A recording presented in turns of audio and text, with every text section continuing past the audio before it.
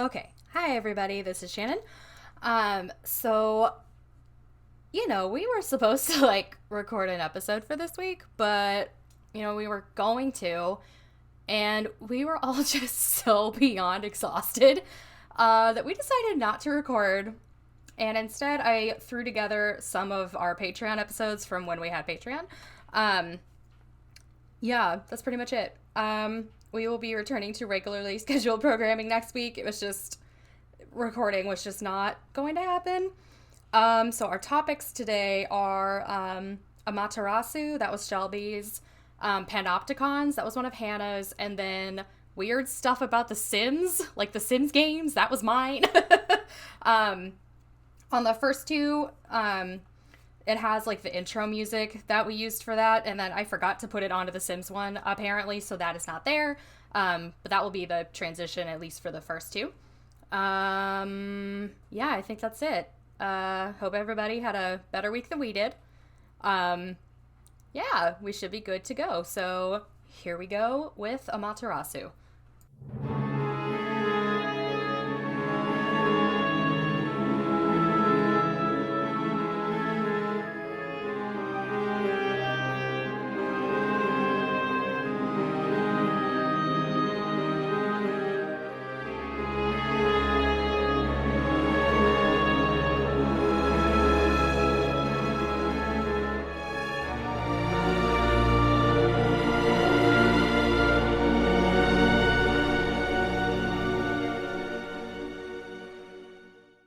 Okay, hello everybody. Now we're doing the July VSE about 2 minutes after we stopped recording the June one, so we're actually prepared.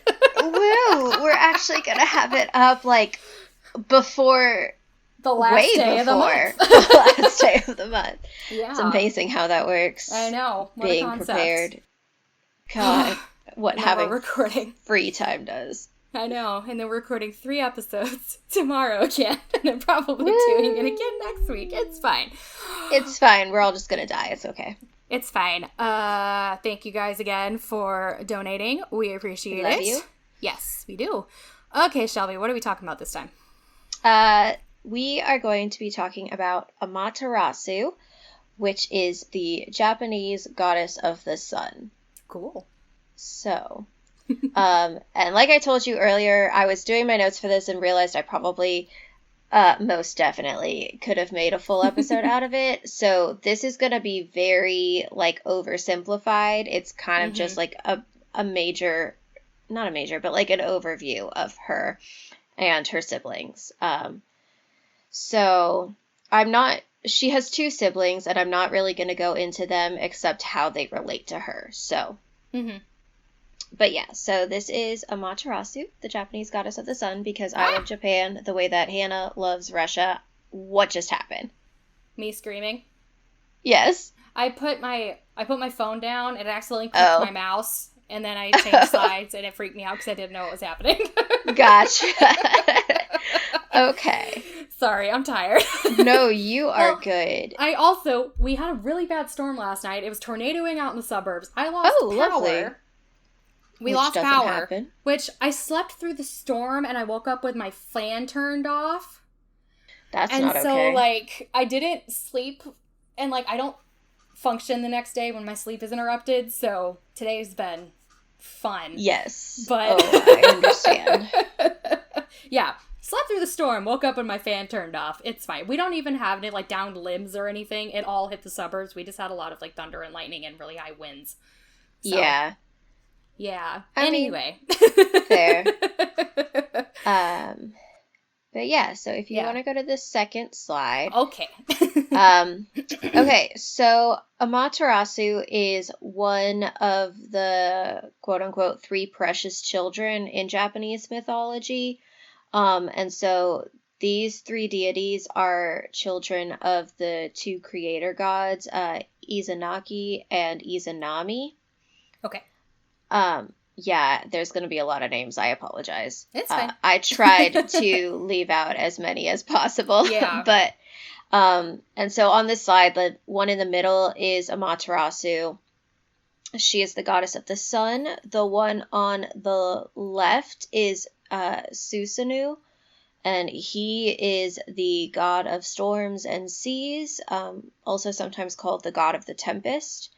And Okay. then the one on the right is Tsukuyomi, and she is the goddess of the moon. In some variations of the myth, she is male, some she is female. So I think when I talk about her later on, I just call her they. That's fair. So, All right. also, I mean, they're mythological deities, so like Yeah. gender doesn't matter to them. Yeah. They probably don't care what pronouns we call them. Right, exactly. But yeah, so those are the three precious children, and they are the children of the two creator gods. Okay. So if you go to slide 3, these are the creator gods. The man is Izanagi, the woman is Izanami. Okay. They are husband and wife. And that's really all I'm going to go into on them, other than um, basically the birth of their 3 children. They had more children than that, but obviously, like, these are the 3 main ones. Mm-hmm. So the birth of these 3 children, the stories around their birth vary depending on which text you look at. I mean, Mm-hmm. again, it's mythology, so it varies. It's not set in stone. Right. So in the Kojiki, which is an ancient text, Izanagi, he goes to the Misogi River to purify himself after visiting the underworld. And he went to the underworld in order to try and save Izanami. She had died. I didn't really look into why she had died because she's not who I'm talking about. Yeah. And so he had gone to the underworld to try and save her, and then he left. He was unsuccessful, and so he went to this like holy river to purify himself. Okay. And while he was washing in the river, when he washed his left eye, Amaterasu was born. When he washed his right eye, Tsukuyomi was born. And when he washed his nose, Susanoo was born. All right. So, yeah. It's more tame than how a lot of Zeus's children were born, so like Yeah. Yeah. It was just like, let me wash myself with this holy water, this heavenly river, and now I have children. Yeah, no one got raped by a swan. It's much better. Right, it's fine. It's totally okay. Trust me, they have weird stuff in I'm sure all they of their do. mythology. I'm sure. Lots of violence and lots of yeah, but not in this particular iteration of this particular story. Yeah. But yeah, so he now had these 3 children, and so he then appointed each of them rulership over day, night, and the seas, respectively. Okay. So that is one of the origin myths. In one of the others, it is in the Nihon Shoki, which is another ancient text. Just a little bit. Nihon is the Japanese word for Japan, so it's kind of just like the history of Japan. Gotcha. But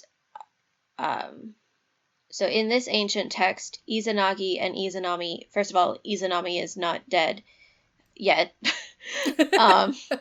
So Izanagi and Izanami create the whole like island nation of Japan.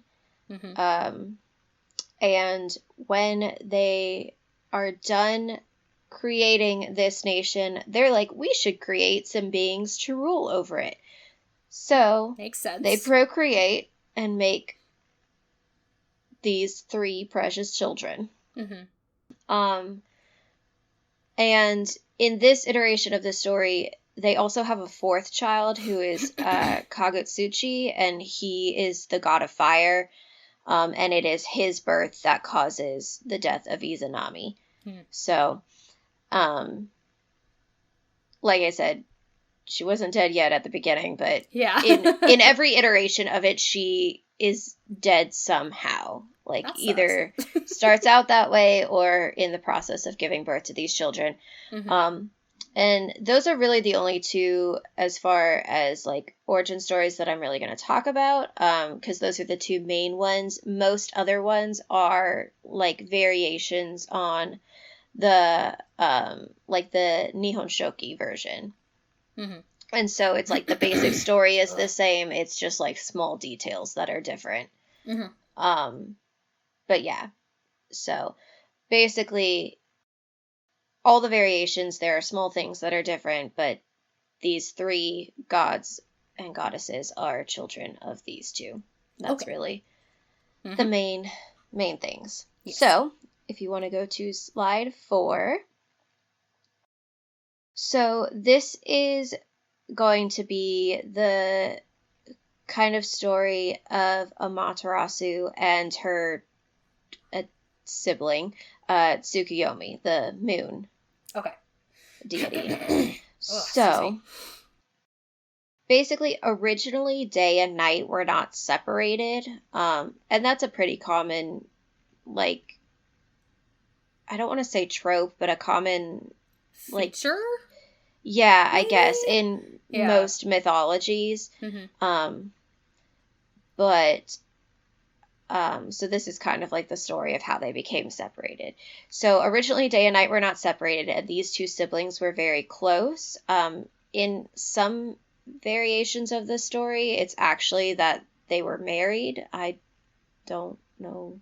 I couldn't find much on that, so Were they still siblings in those versions, or do you not know? yes. Okay.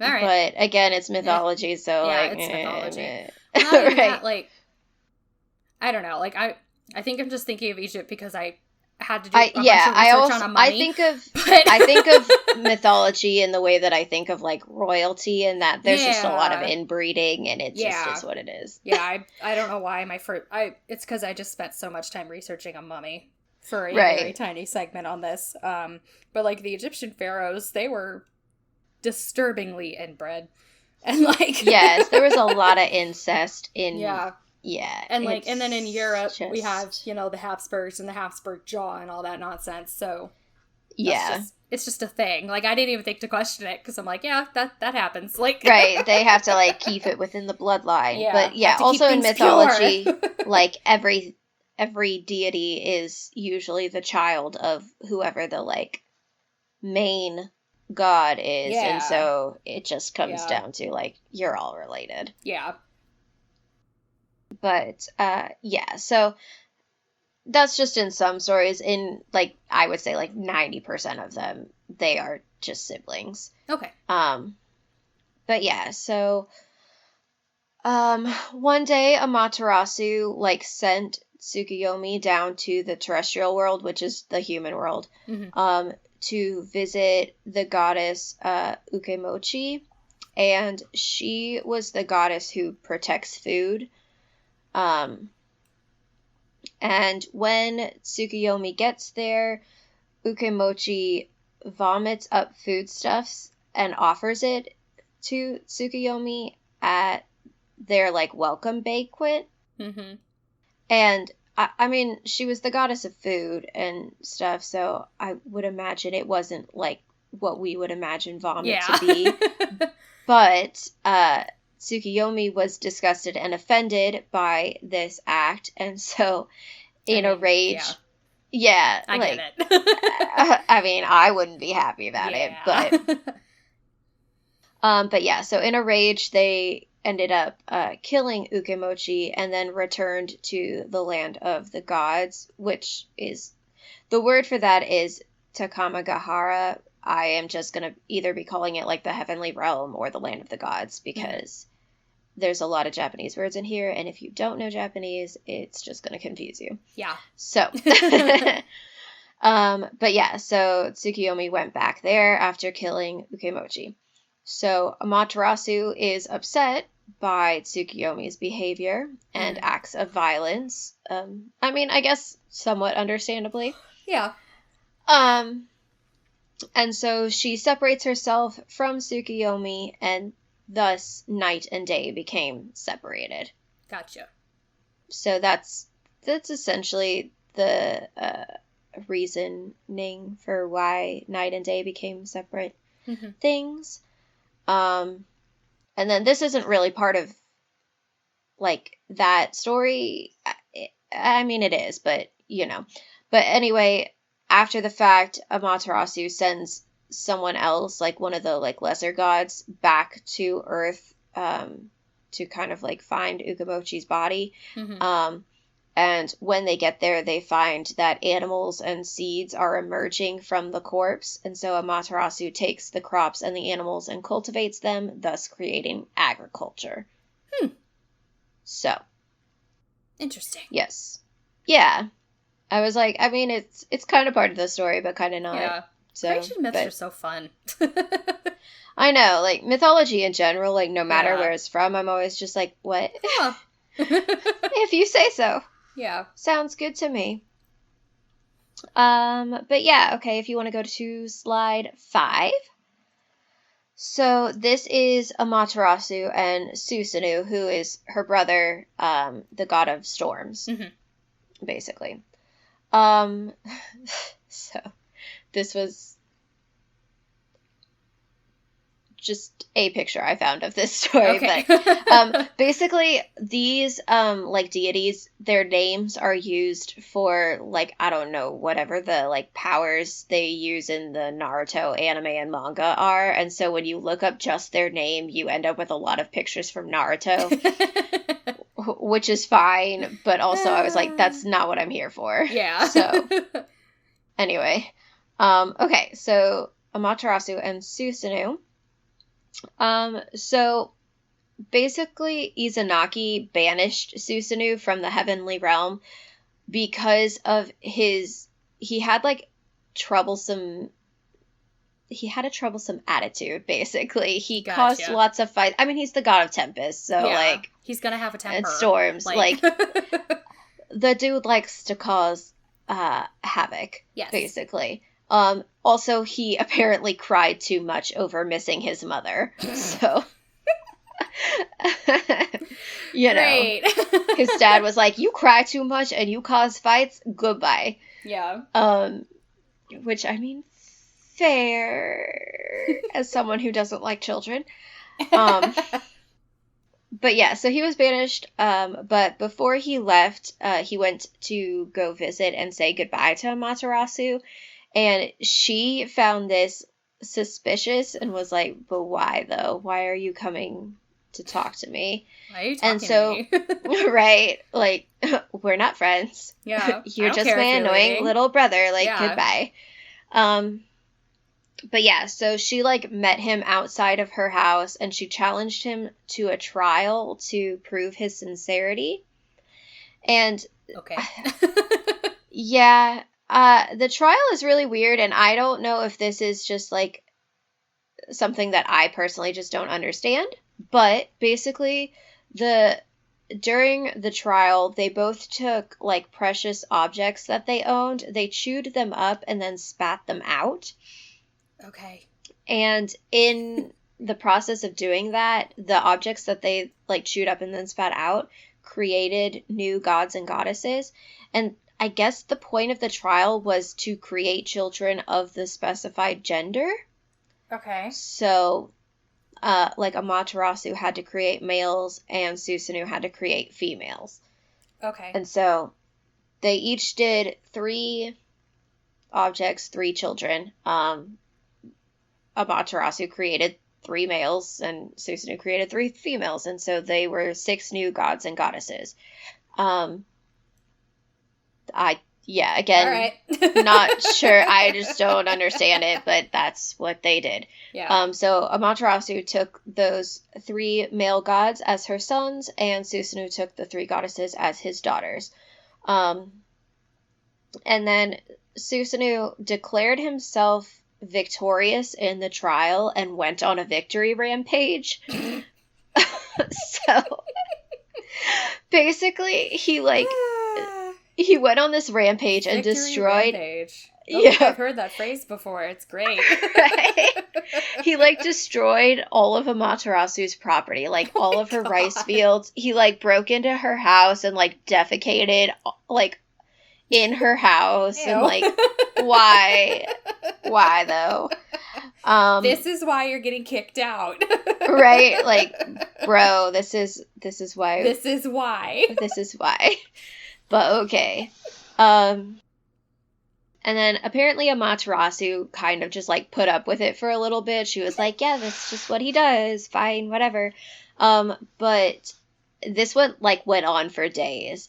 And a couple days into it, during the rampage, he threw a heavenly horse into Amaterasu's weaving hall. And she had a bunch of, like, lesser goddesses, like sun maidens, basically. They were in there weaving, and when he threw the horse in, one of them ended up getting killed. Yeah. Well, yeah, they got hit with a horse. Like, that's not gonna go well. See, that's the thing. I wrote it that way just because it's so weird how this happens. But basically, the horse gets thrown in through the roof. Okay. This, like, sun maiden is so surprised by what's happening that she somehow ends up stabbing herself in the genitals with the shuttle from her weaving stuff. I like my theory where they just get hit with a horse. Yeah. And so we're just gonna go with the horse fell on her and trampled her, okay? Whatever. That's what we're gonna go with. Yeah. Look, I don't know. Like I said, it's mythology. It's so it just gets so weird for no reason. It's so great. I love it.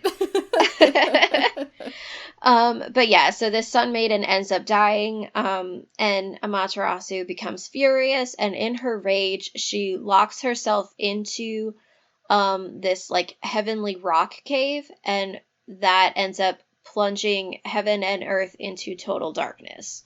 Okay.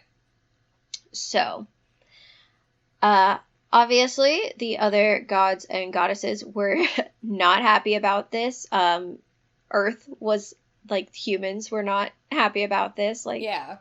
A lot goes wrong when you plunge everything into total darkness. Uh-huh. So if you want to go to the next slide, okay. Basically, they, like, officially, like, banish Susanoo to Earth. But, so a bunch of the other gods and goddesses tried to lure Amaterasu out, and nothing was unsuccessful for, like, a good long while. So eventually they came up with this plan, and they threw this, like, huge party outside of the rock cave where she was. Okay. And she got curious, and she was like, why are you guys throwing this huge party? Like, I'm angry. Yes. Let me be in peace. Like, how dare you celebrate when I'm moody and annoyed? And so one of the other goddesses was like, oh, well, a new goddess has appeared, and she's even greater than you, and so we're celebrating her appearance, and blah, blah, blah. Mm-hmm. And so Amaterasu was like, hold up, what? So she, like, peeks her head out of the cave to try and catch a glimpse of this new deity. And when she does that, they place a mirror in front of her. And I guess she's never seen her reflection before, because she's like, oh, who is this new person? Let me go see them. And so she, like, walks closer to the mirror to, like, try and get a better glimpse of this person, mm-hmm. or goddess or whatever. And she's, like, so enthralled with their appearance and blah, blah, blah. Yeah. So when she, like, walks closer to the mirror, they basically, like, grab her and pull her out of the cave and then seal off the entrance so she can't re-enter it.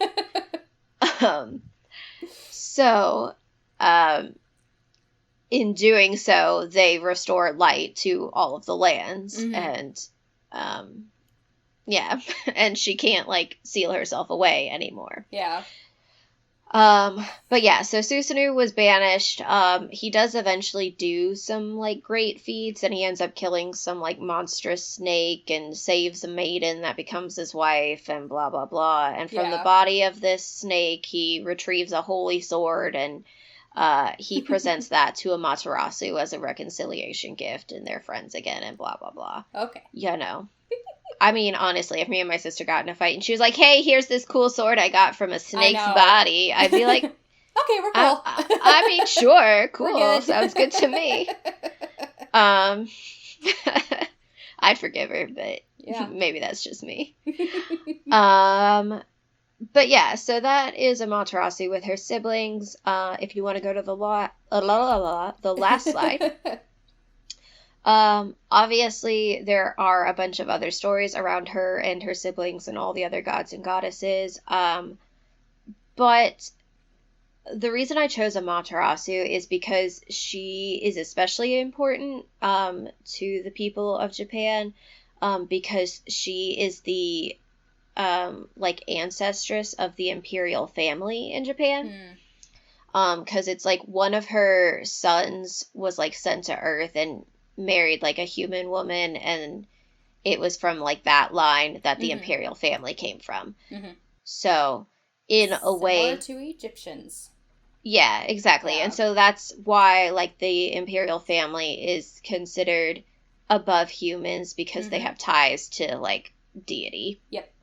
And she's also extremely important to the Shinto faith, which is I don't know that it still is. I think it is.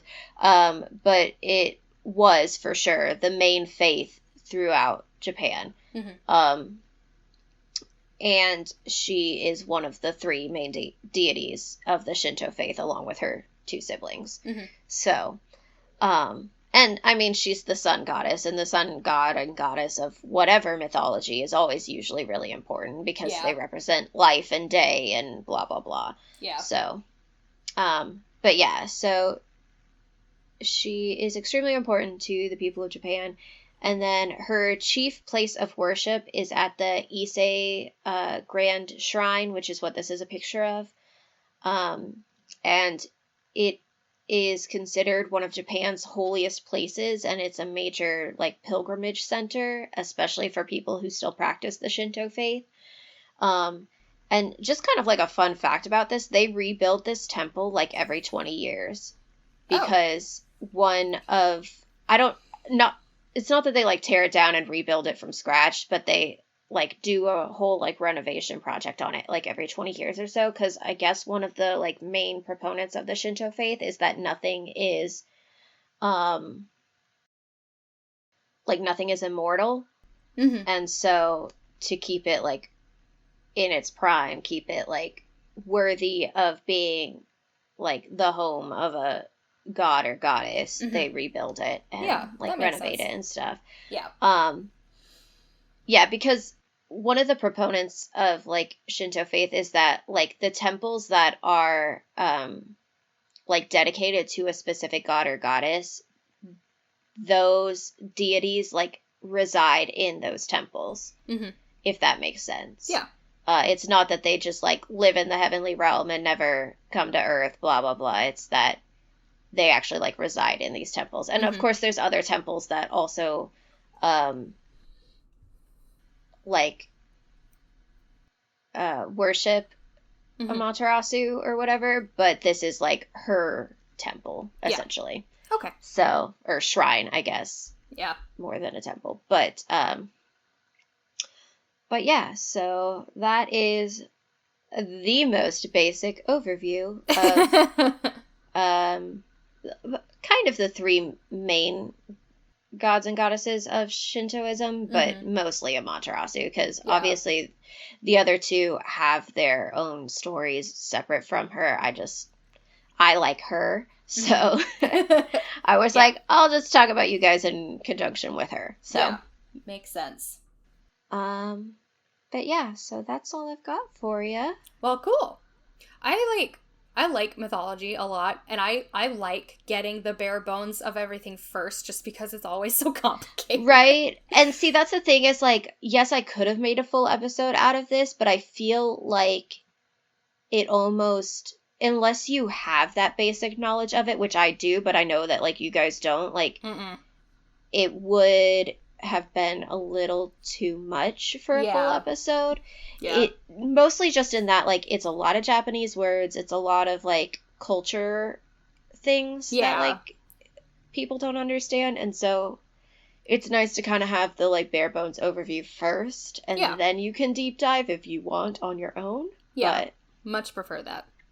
Yes. For sure. Because, yeah, at least in America, everyone has the, like, basic, like, Greek, Roman, and Egyptian mythologies. Yeah.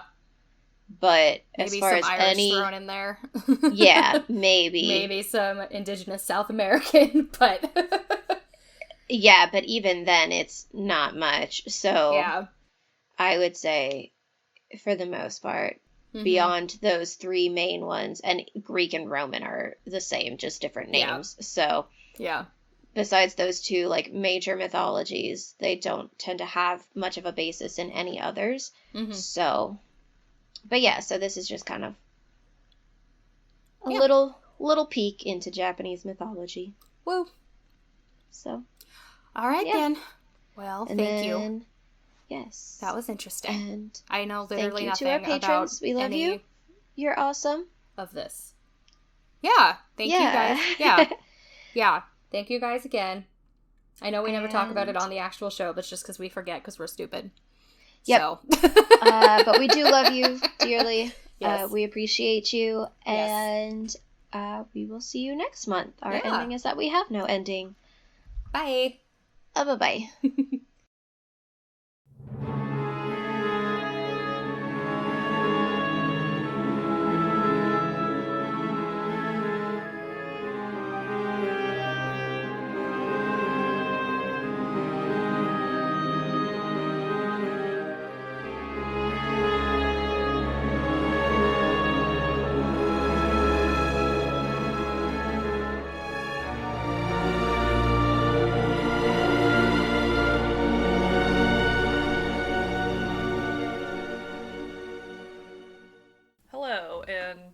How do we introduce this? Welcome to... We don't, like, have an official one for Patreon. We just kind of talk.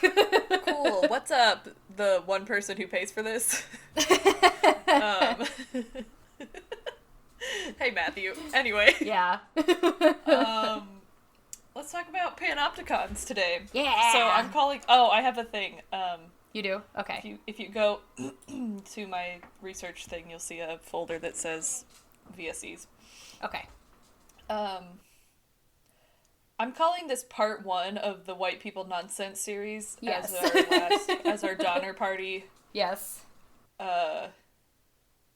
Thing. Episode. That's the word. Holy shit. Cut. What the fuck? I ran out of coffee, so now my brain... I think I'm having a stroke. No, I'm good. So technically, I just want to start with this doesn't begin in the Victorian era. But it sure as hell catches on then. Yeah. So, alright. Let's talk about panopticons.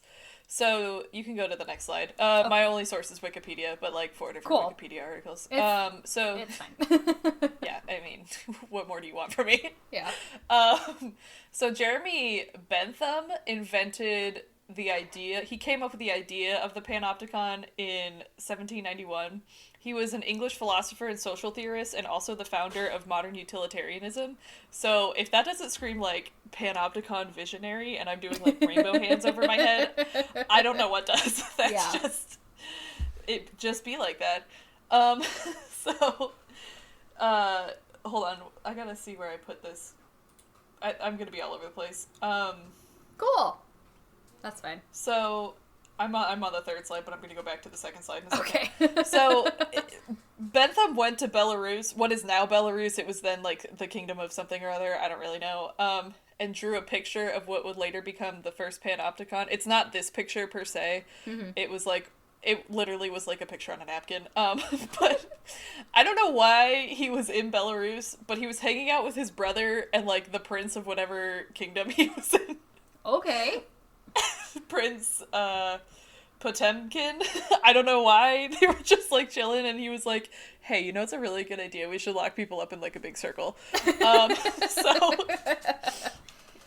he came up with that idea and then he also drafted his own penal code and explored legal theory in his studies. I don't know. He was just he just had a lot of interest in this, I guess, and it just, I don't know, utilitarianism to me is, I have mixed feelings on it, but it's just, like, very strange that this was what he was into.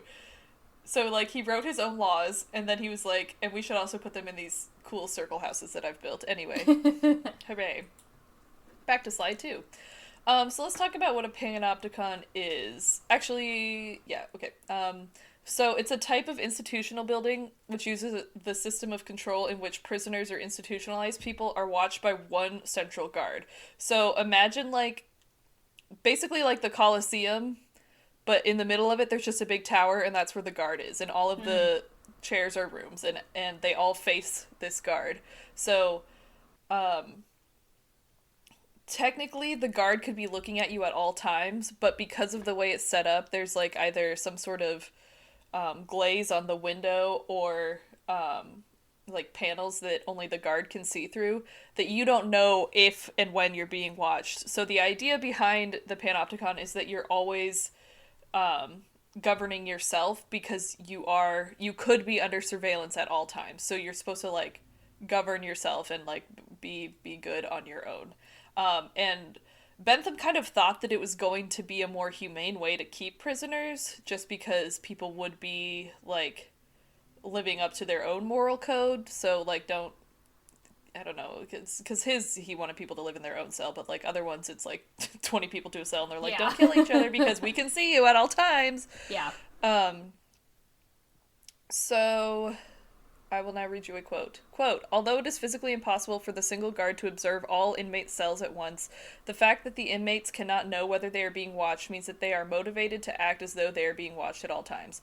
Thus, the inmates are effectively compelled to regulate their own behavior. The architect consists of a rotunda with an inspection house in its center.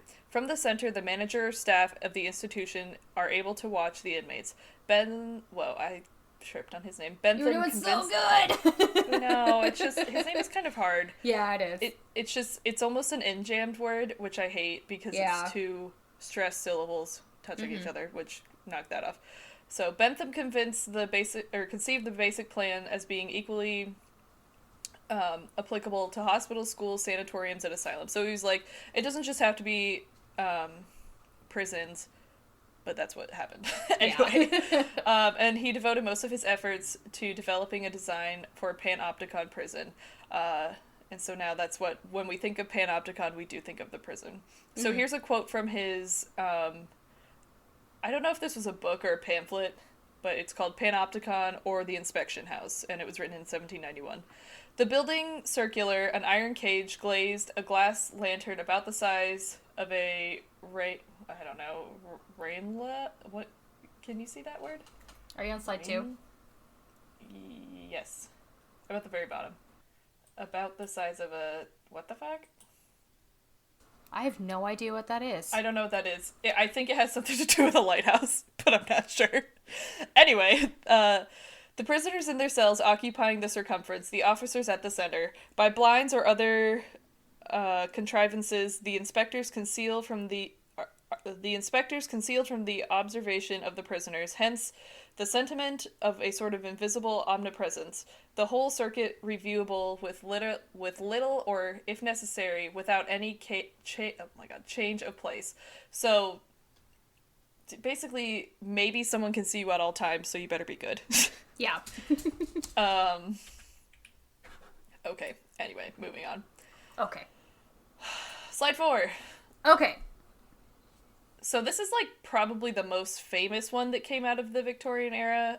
This is Pentonville Prison, which was built in London following Bentham's death.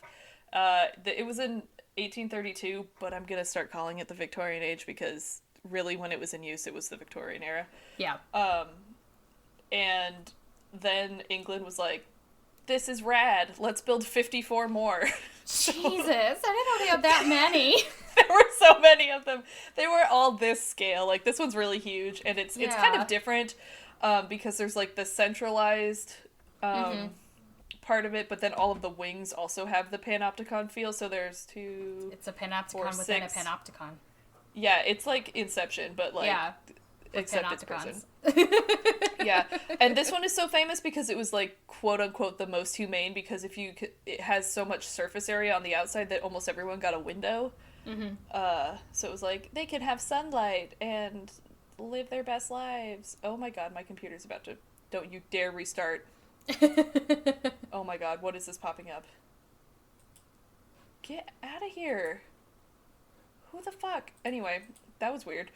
Oh wait, no, this isn't Pentonville. I totally lied. This is Millbank Prison, which is also really famous. Yeah. But Pentonville was the first one built in London after Bentham's death. Mm-hmm. Death.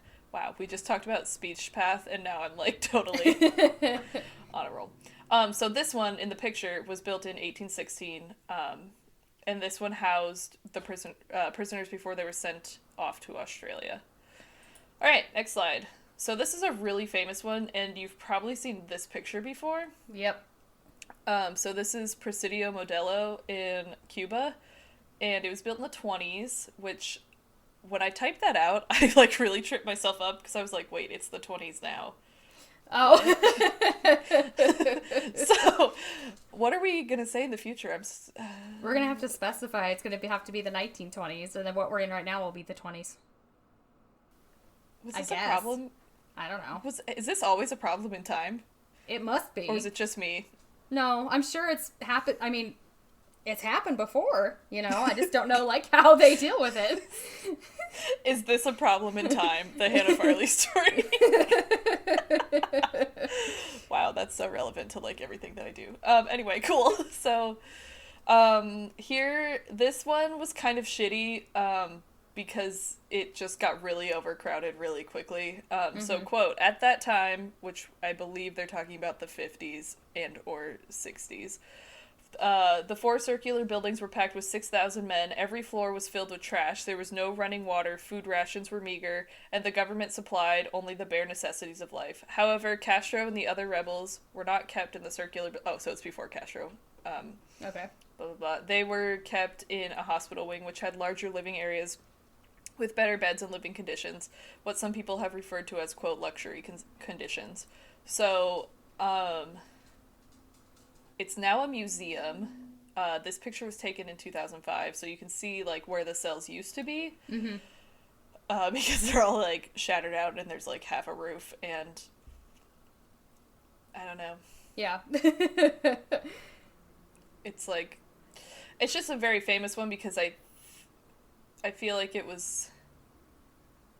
it's like the most circular one. Yeah. The most circle of all. And then finally, let's talk about Foucault for a minute. Okay. Okay, so you can go to the last slide. Okay. Circular. Okay. Anyway.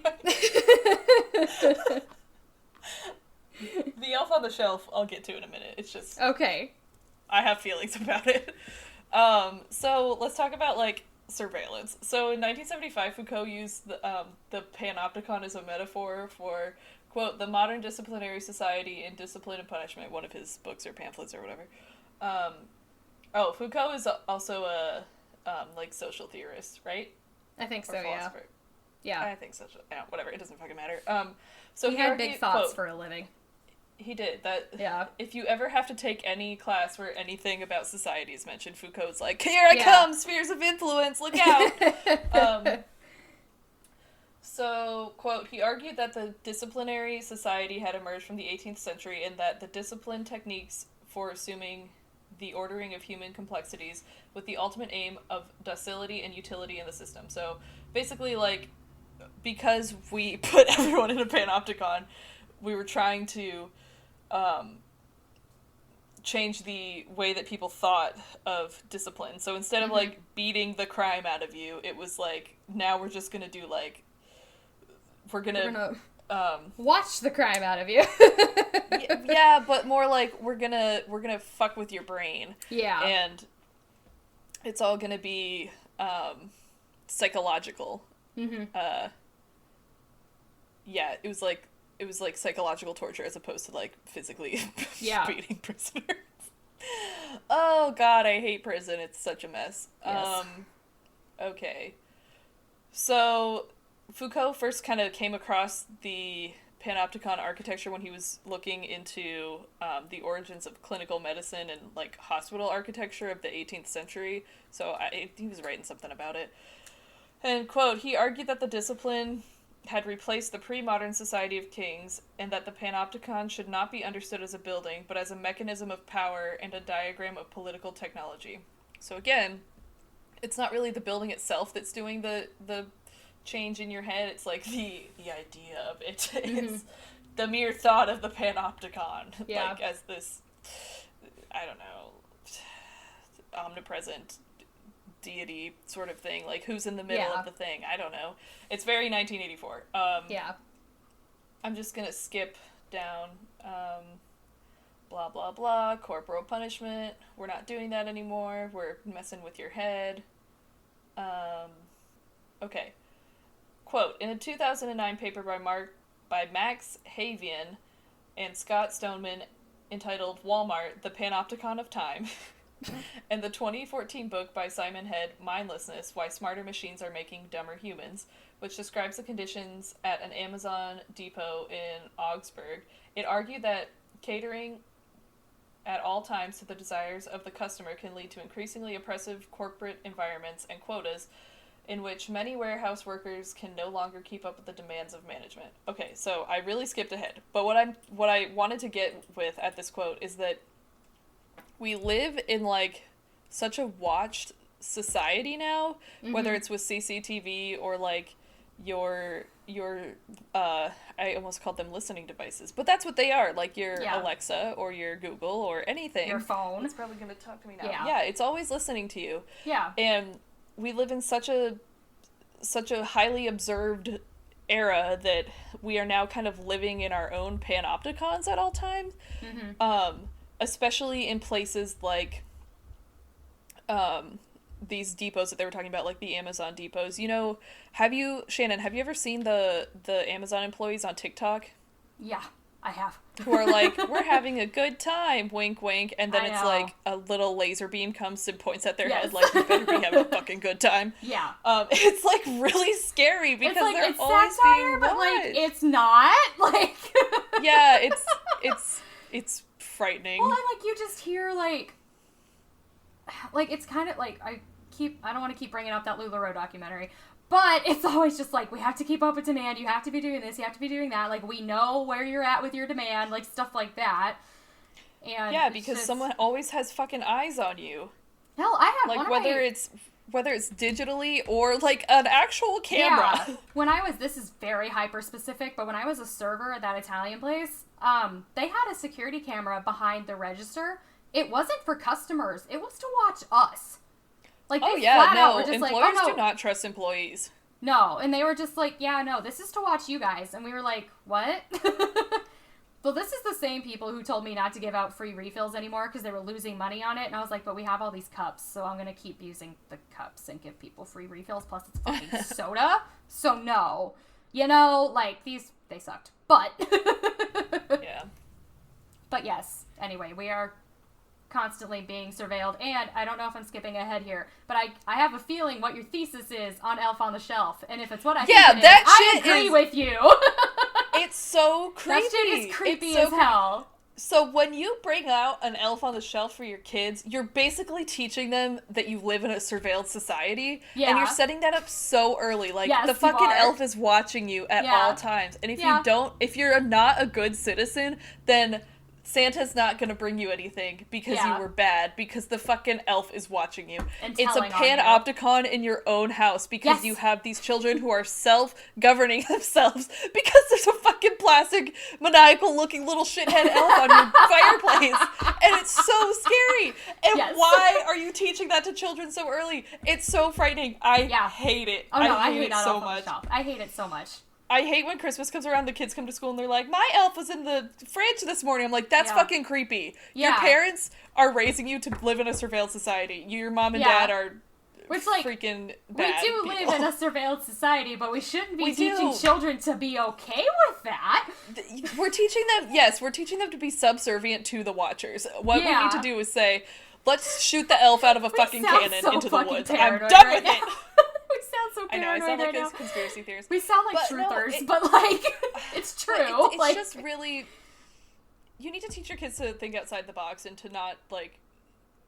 I don't know. Don't be like a Don't prisoner submit. to the man. Yeah, like, don't submit, Yeah, guys. question like, it. Question yes, the elf. the government Fuck and that. our phones. Fuck the elf. Like, our phones aren't watching us. I'm not okay with that. There just isn't anything that I could do about it at this point in time, because I'm me, and Apple is Apple. You know? Like... Right. Yeah, but, like, I'm not okay with it. Watch us get ads for Elf on the Shelf now. I will throw my phone into the ocean if that happens. I'm gonna go live in the woods. I quit. My only neighbor will be the moose. Yeah. Like, well, I mean, like, I'm fucking over it. we were watching the LuLaRoe documentary. You finished it last night, and then I went on TikTok, and I suddenly had a whole bunch of videos from former LuLaRoe consultants, and I'm like, crazy. I wonder where those came from. I've never had these before. Like, I hate that. I had I some live from... in, like... I'd seen some from one of the women who was interviewed for the show, but I didn't realize it was her, because the things I'd seen from her page were just, like, general, like, MLMs will steal all your money kind of things, and it wasn't LuLaRoe specific. But yeah, I was just like, that's weird. Yeah. So anyway, the title of this should be How Elf on a Shelf is Raising Your Children in a Panopticon. Yes. Thank you. This has been my TED Talk. Yeah. I mean, we're constantly under surveillance. It's whatever. It doesn't really matter at this point. Like, after 9/11... Oh, God. Yeah. Like, the NSA can do whatever the fuck they want. I know I sound like a crazy person, but it's true. We sound insane, but, like, we're factually correct with what we're saying. Yes, so, like... no, and it's not like I'm trying to get away from it. Like, I'm not going to give up my phone. I like having that technology. It's just, it is what it is. But, like, if I ever have kids, I'm never going to have an Elf on the Shelf because I think that's bullshit, and I don't think that they need to be raised in that mindset that someone is always watching them, because I don't think that that's healthy. It's super unnecessary, because you already tell kids that Santa can see you at all times. So why have that physical representation unless you are trying to instill... You don't need the elf unless... Literally, like, that's the whole thing, right? Like, he could see you all the time, so you have to be good. So that already exists. So having that physical manifestation only serves to act as a physical person, like, watching your child, right? To train them that they are going to be watched. Ugh, I fucking hate it. And it's creepy. It's so creepy. It's so creepy. And kids tell me, my elf moved last night. It's like, know. I don't want to know that. Yeah. I don't need to know that. Get away from me. Go tell your parents they're sheeple. Yeah. This turned into more of a rant about just a general surveillance state, but I appreciate it. But I mean, that's what it is. It is, though. Like, that is exactly what the Panopticon was. Yeah. Yeah. Yeah. It was, that was totally the whole point of it. Yeah. Literally the point was to terrify people into thinking they were being watched at all times. So and now we live in a society where we're being watched all the time. So, like, what are you gonna do? Right. Okay, all right, well. that's all I got. Mostly just a rant about Elf on the Shelf. That's okay. It was fun, at least. Okay. All right, goodbye. Are you recording? Yes. Okay. Please start with that. Yeah. Okay. So, sorry, I have stuff to do and I want to get through this quickly. So, this is our VSE for the month of April. Thank you guys for donating to our Patreon. We very greatly appreciate it. Hi, Alexis. Yeah. Hi, Alexis. And the one other, and Matthew. That's it. Hi, that's guys. his name. Yeah. Hi, guys. Yeah. What's up, Matthew? Okay, so I have notes and a PowerPoint. It's just in my research folder under Sims. Yeah, I thought visuals would be helpful for this. I am so confused. I know literally nothing about... Okay, I know. Can I just tell my experience of Sims? It's Yes. literally 2 seconds. Yes, I asked my parents one Christmas, I was like, I really want the Sims game. Please let me be normal. Let me have this 3rd grade experience that everyone else is having. My mom got me the pet expansion pack, which does not work without the actual game. And I was like, okay, I guess I will never have this. And now my mom is calling me on the phone. Are Goodbye. you fucking kidding me? I hung up. It might have been a spam risk. It might have been my mom's work number. I'm not sure. Don't worry about it. Keep No, going. you're fine. I'm actually going to explain, like, the Sims and how they work a little bit, just that people know. So, Shelby, are you ready? Yes. Okay. I'm good. Cool. So, today we're going to talk about lore in the Sims games, just because I think it's interesting. So, just for some background, so Sims 1, or like the original Sims game, was released in 2000. I'm going to call them TS2, 3, and 4 because that's like the shorthand and it's easier. So, TS2, 3, and 4 came out in 2004, 2009, and 2014, respectively. So these are all, like, separate games. Kind of like there's different versions of COD or FIFA, you know? They're different games, but the core is the same. And so, They have, like, the same concept behind them. Yeah, it's the same concept. So the way it works is that there's, like, the base game, which contains the core gameplay. It's technically standalone. You don't technically need the expansion packs. Each version of The Sims has its own series of expansion packs. These add new features such as like pets and weather, as well as new items and towns. And like I said, you don't need them to play unless you want one of those extra things.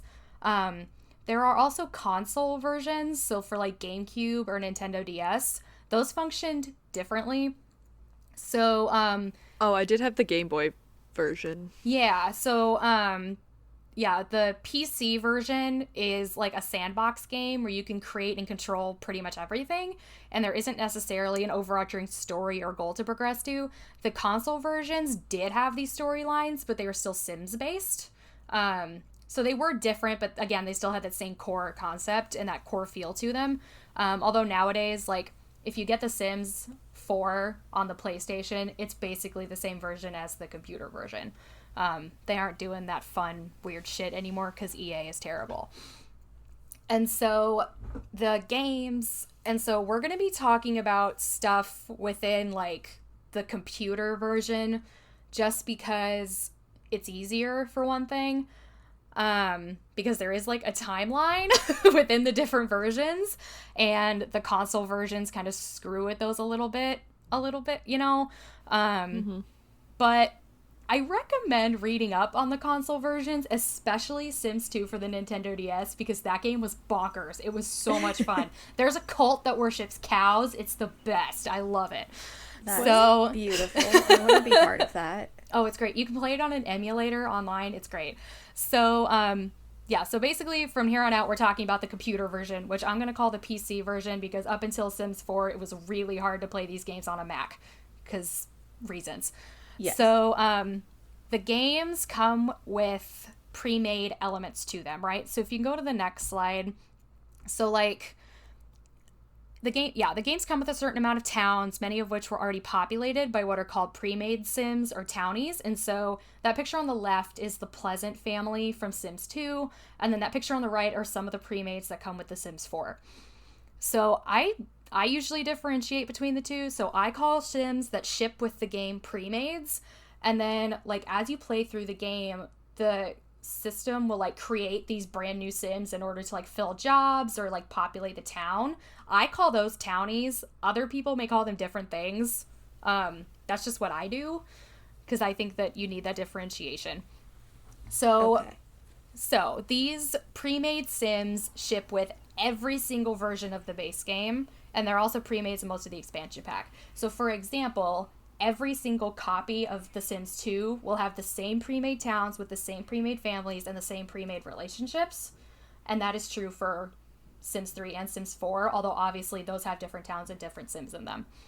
And then, like, the differences in the population in the town come from the player, right? So everybody starts off with the same exact thing, and then it's up to you to do what you want with it. So on top of this, there's a loose timeline of events among all the different iterations of The Sims. So, like, obviously, The Sims was released first, but that is not where the timeline starts. Canonically, Cool. Yeah, it's so fucking confusing. So, canonically, Sims 3 is the first in the timeline. So Is this some Star Wars bullshit? I know, it's ridiculous. Oh my. I was So gonna say, this is starting to sound like Kingdom Hearts level complicated. this is why I had visuals. I thought it would be helpful.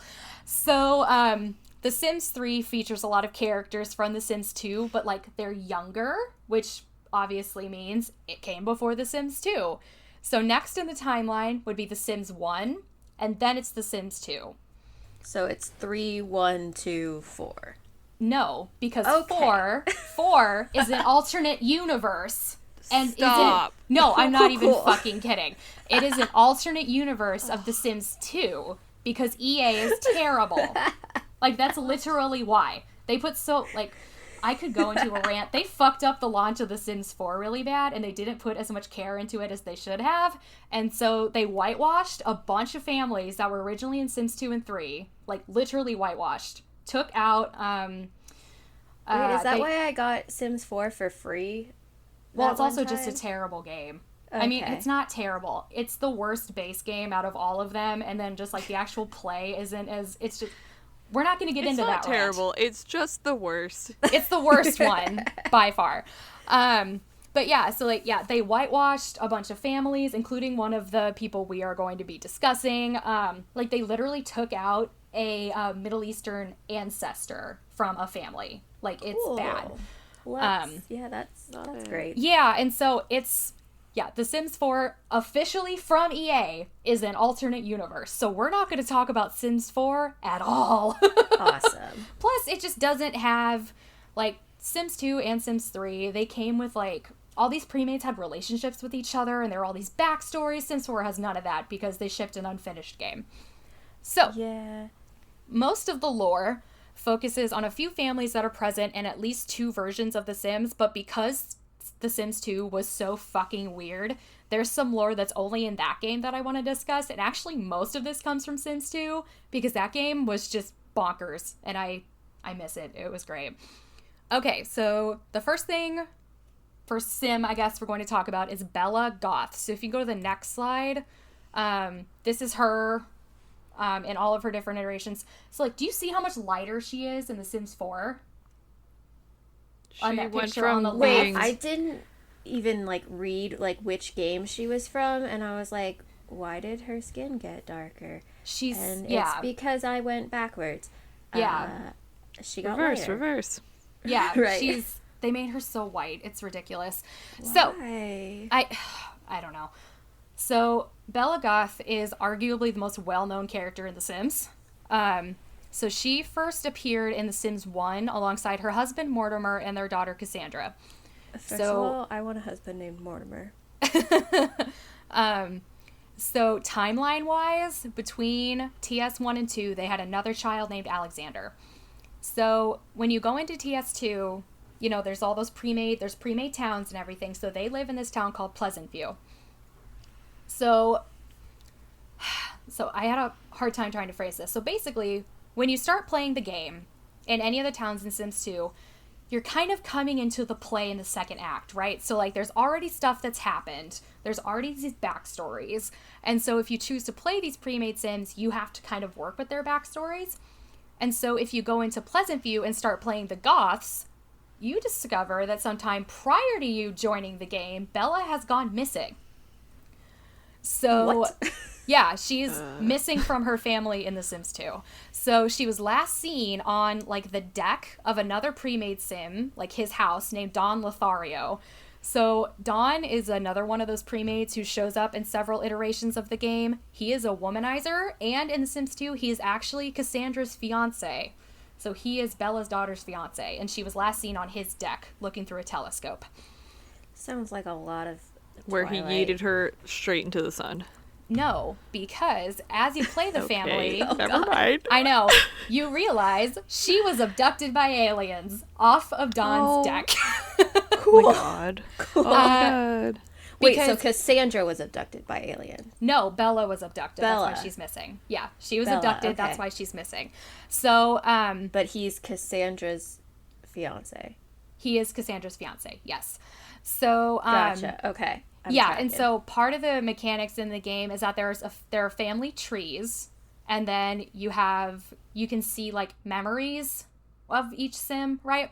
So her face is not grayed out in the family tree, which means that she's alive. Like, after Sim dies, their picture becomes grayed out in the family tree. Her family has, like, recent memories of her, and there is an option to use, like, a fingerprint scanner for various reasons. If you use a fingerprint scanner in her house, a lot of the furniture has her fingerprints on it, which indicates that she went missing fairly recently. And so you're like, okay, she got abducted. Now she's gone forever, whatever. But Wait, I'm sorry. When did this turn into a Nancy Drew mystery?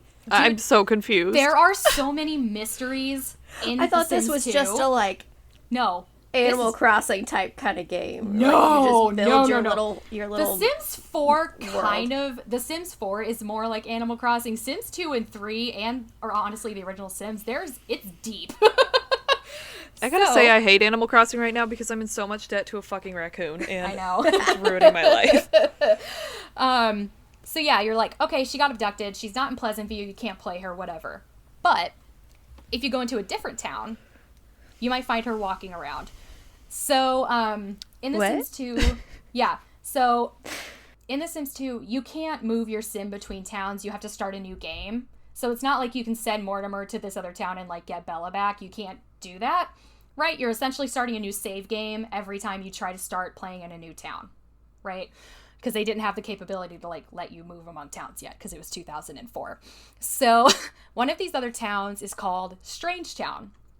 It's a desert town filled with just really fucking weird Sims, including a woman who probably had a child with the Grim Reaper, who we're going to talk about her in a little bit, and a family of just aliens. Like they're just full-on aliens just walking around the town. And so if you I go have in... the vaguest memory of playing on this town on my friend Carmen Connor's computer. Yeah, oh wait, you it guys know was- Carmen. Yeah, we know Carmen. I forgot because we Yeah. went to grade school together, and then Yeah, I moved and- away, and then we went to high school together. Duh, Yeah. never mind. Anyway, play this at Carmen's house. Yeah. So yeah, if you go into Strangetown, you might see Bella just like walking around. And then if you add her to your family and try to play her, she has no memories of her family in Pleasantview or her past life. And Maxis, which is like the sub studio that makes The Sims, has acknowledged that this is Bella Goth. Like this is the missing Bella Goth. And so the theory is that her memory was wiped by aliens. And so, you know, within The Sims 2, that's pretty much it with her. So in The Sims 3, she's a child, because remember, Sims 3 canonically comes before 1 and 2.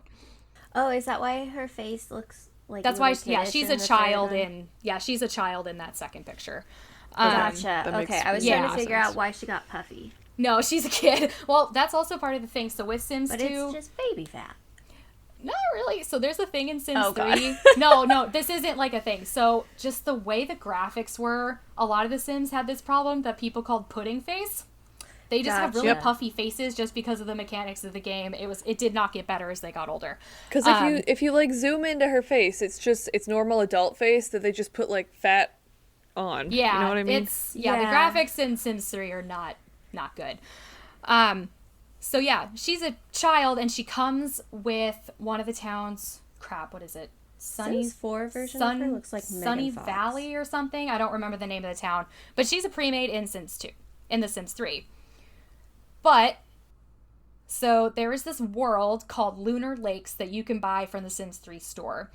So it's kind of like an alien world. Like the lore behind that is that this spaceship, like inhabited by Sims, like crash landed there, and then they built a town. And so like it's like an alien landscape, but regular Sims live there. And so in the graveyard there is a headstone that reads Bella Goth. And so people obviously were like, oh, that's weird because she's like a child in the actual Sims 3 game. If you resurrect her, because you can resurrect dead Sims in all these games, she looks very different than she normally would as an adult in The Sims 3. So if you can go to slide 4, that is what she looks like when she gets resurrected. Why is she the hell? blonde? Yeah, she's fucking terrifying. And so She looks like, not to reference another video game, but she looks like a ghoul from Fallout 4. I will take your word for that. I don't know what that looks like. And so there are a lot of theories about this, right? Like, why does she look like that, for one thing? Why is she an adult in a game where she is also a child? So one of the is she theories... blonde? And why is she blonde? Yeah, one of the theories is that she was, like, re-abducted after being dumped in Strangetown and that they left her in Lunar Lakes. And that these theories are that she was, like, really heavily experimented on, which would have altered her appearance, or that the general atmosphere of being on an alien planet would have changed her appearance. And so, again, I do want to mention TS4, even though it's basically non-canonical. It's basically fanfic, Sims 4. It's fucking ridiculous. So... She has the same family. She hasn't been abducted. She's a fully playable Sim, but again, her skin tone is a lot lighter, which, as I mentioned, is actually, I know, which is actually an issue with a couple of other premates as well. So, we're done with Bella like Goth. that. Yeah. And then just moving on. So, you know how I said somebody probably fucked the Grim Reaper? Yes. We're going to talk about her now. So, if you can go to the next slide. Her name is Olive Spector, and she also lives in Strange Town. And she lives with her niece, Ophelia Nigmos. So, She's pretty. yeah, Olive is on the left, Ophelia is on the right. Oh, She looks I like thought they were Storm the same from person. X-Men. Yeah. Yeah, with them being the same person, so Sims 2 was a lot more limited with, like, facial features, you know? It was just a lot harder to make really unique Sims in that game. Yeah. So that's why, I mean, plus they're technically related, that's why they look the same. I should have mentioned, I have played every single PC version of The Sims, so... She has. I don't even vaguely recall. I distinctly recall her playing it in, like, middle school and high school. I've been playing this game off and on Religiously. since 2004, so, like... Yeah. So, with Olive Spector, she has a graveyard at her house. I love it. Yeah, That'd be she's her. great. So, I tried to find pictures of her lot, like her house, but I couldn't find them quickly, so just imagine it. So, when you first open up her lot, there are headstones for her parents, her sister, and her sister's husband. And Ooh, in addition, spooky. there are several, like, maids and, like, maintenance people, right? And so, her parents died by fire, and her sister and brother-in-law both drowned. She has also been married multiple times. All of her husbands died, and her husbands all have gravestones at her home. And their names, That's their names are just suspicious. fantastic. I need to tell you their names. So her first husband was named Hugh Thanasia. No, it was not. Yes. No. Yes. I don't believe you. Second one was Rigor Mortis. I love this. And then the third one was Ichabod Spector, which is where she got Spector. She was also left at the altar by a man named Earl E. Demise, who also died soon after this happened. I hate this game. They use so many puns, it's the best! And so additionally, she has a negative relationship with another pre-made Sim. His name is General Buzz Grunt. Shockingly, he's military. His wife actually died on Olive's lot. And so, within the games, when a Sim dies, the Grim Reaper shows up to, like, you know, take their soul or whatever. And so, because so many people died around her, and some theorize that she actually killed all those people, which I should note, murder is not, like, a playable option within the games. Like, you cannot murder another Sim. So, this would have had to just been something, like, baked into the story. Like, you can't do that yourself. But some people theorize she actually did kill all these Sims. And so, because so many people died around her regardless, she would have met the Grim Reaper multiple times. And so many theorize that this led to them having a romantic relationship of some sort. And I will say, in The Sims 2, you can have a child with the Grim Reaper. It is an option. Is that why she killed all them? So that the Grim Reaper would come so that they could hang out? That's an option. That is a theory. So, she does have a son who was taken away by a social worker fairly on in his life, which that is also another thing in the Sims games. If you neglect your child, they're going to get taken away by the social worker. And so this guy, her son, he doesn't have a father in his family tree, which some people think leads credence to the idea that his father is the Grim Reaper. And so, like, he doesn't live with them, right? He got taken away by the social worker. So he lives with a husband and wife named Cersei and Loki Beaker, who are scientists. And his name, oh my God. His name is Nervous Subject. So if you go to the next slide. I'm going to throw up. What? So this on the left is, like, the official, like, their, like, official, like, graphic, I guess, from The Sims 2. And then, or the one on the left is the graphic. The one on the right is just them whenever you open the game. So they literally, like, they canonically perform experiments on him. Like, that is part of their story in the game. And so some theorize that the Beakers abducted him as a child because he was the child of the Grim Reaper and they wanted to perform experiments on him. Wow. So I just have no words. I fucking love these games, guys. What is happening? It's so nuts. And so, like, we're going to move on to, I only have like 3 more. I could have done so many more. I will say, like I said, most of the lore comes from The Sims 2. The Sims 2 had the most fleshed out, like, backstories and relationships among the pre-made Sims. And I really, like, there are YouTube videos that go into so much depth on all of these. They're fascinating, at least to me. And so this next lore piece, I suppose, is actually from The Sims 3. So if you can go to the next slide, on slide 7, there's one of the expansions comes with a town called Twinbrook. I had this expansion. I played in this town all the time because it was so different than the normal towns. So it's really swampy and like foggy, and it's kind of like a southern bayou. And so some of them, like that picture in the upper left, that's like some of the houses are like shacks in the swamp, and then some of them are like these grand southern mansions, you know? And it's just so different than a lot of the towns that come with the game. And then it's like, if I hadn't made it clear already, these towns come fully stocked with everything you can think of, including dead Sims. So if you resurrect... Excuse me? Yeah. If you resurrect any of the dead pre-made Sims in Twinbrook, they look really weird. So because like normally if you resurrect them, they come back as they were when they died. Like they don't look any different. But in Twinbrook, they have this really weird like pale green tint to their skin, and they all have gray hair and they're barefoot. And then a lot of them also died under mysterious or really weird circumstances. So like one of them was hit by a meteor, which that happened to me. What do the regular people, the like not dead people, look like? They look like normal Sims for the most part. Gotcha. Yeah.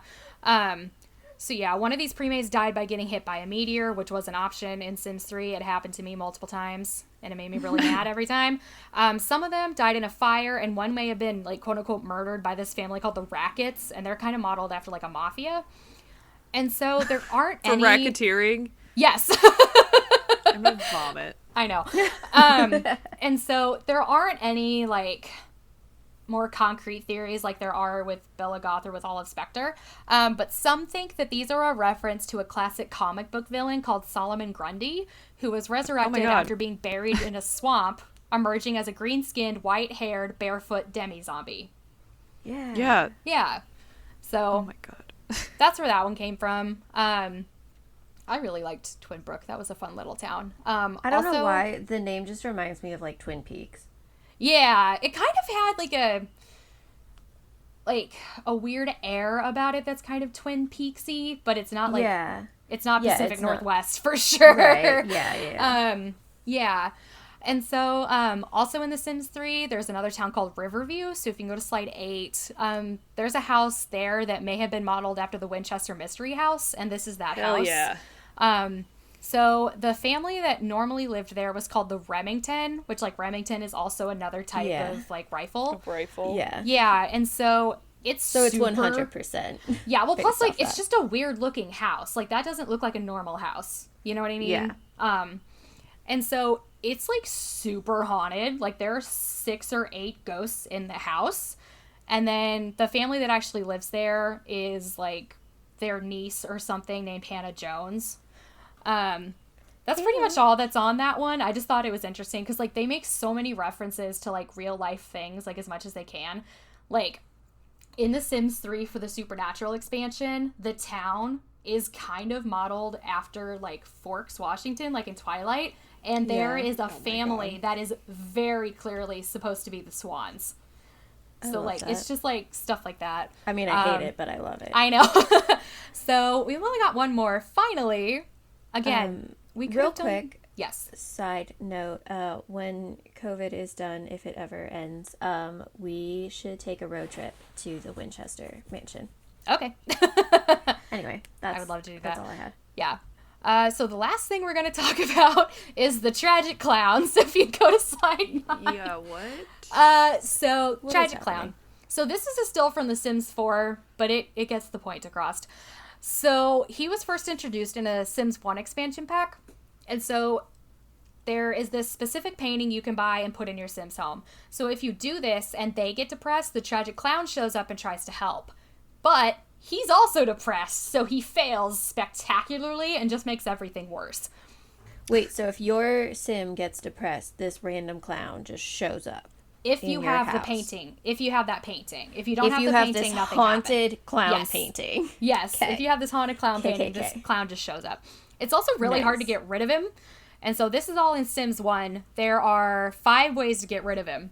So 1 is to set fire to the tragic clown painting. The tragic God. clown will also catch on fire and seemingly die.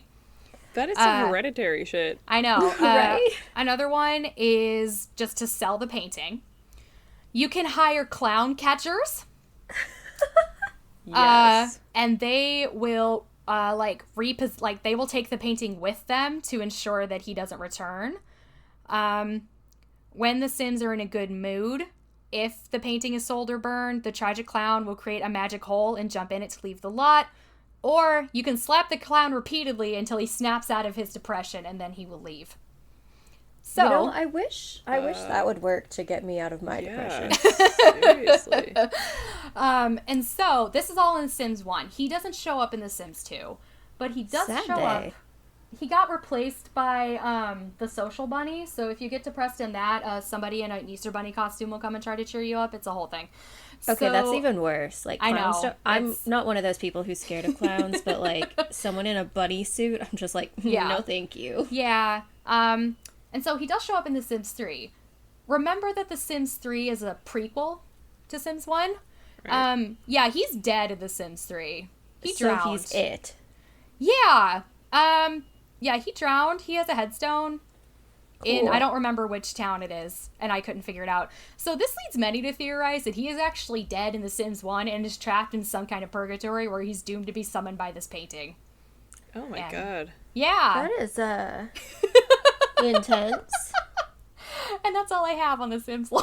Like I said, I could have done so much more. But those were the Dang. most interesting, I thought. And I didn't know about the That tragic is- clown one until I was Googling.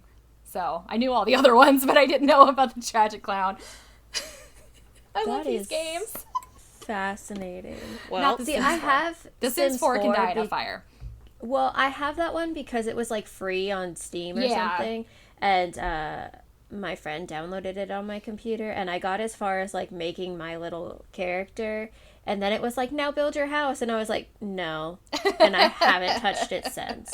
So yeah, Like I play The Sims 4. That's the one that I play now, just because I like the building mechanics and the create a sim mechanics are so much better that I cannot go back. But I have modded it to shit for it to Yeah. actually play the way I want, and it's still kind of boring. What, Hannah? I'm gonna send you guys a video I just looked out my window and it was like hella hot this morning. Look what is happening right now. is it snowing? It's like blizzarding.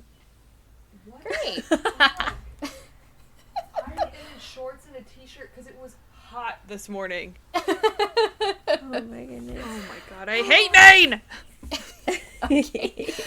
Okay, so that was all I Anyway. had.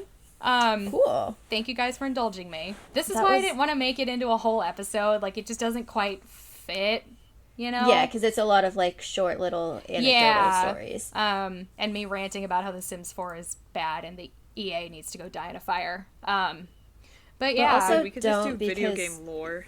You give We me could. games, yeah. even if they are terrible games. Yeah. So yeah.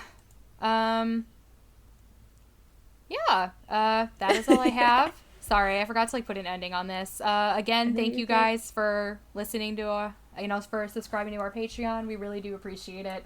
Yes, we love you. We love you so much. Thank you, thank Yeah. you, thank you, thank you, thank you, thank you, thank you, thank you. All I right. can't say it that quickly, but Yeah, I what can't Hannah either. said. Yeah. All right. As always, our ending is that we have no ending. So, goodbye. Bye-bye. So bye.